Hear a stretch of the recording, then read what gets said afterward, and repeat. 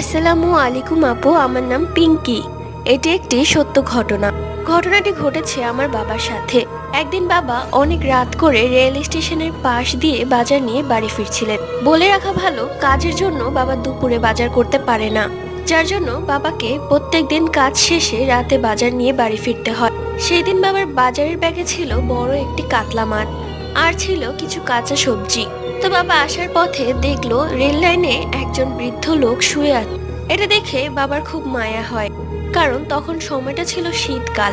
বৃদ্ধ একটা লোককে এই শীতকালে এভাবে শুয়ে থাকতে দেখে বাবা বলে, আরে কাকা, আপনি এদিকে কি করেন? আপনার কি বাড়ি ঘর নাই? বাসায় গিয়ে ঘুমান। ঠিক তখনই বৃদ্ধ লোকটি ঘাড় ঘুরিয়ে বাবার দিকে তাকায়।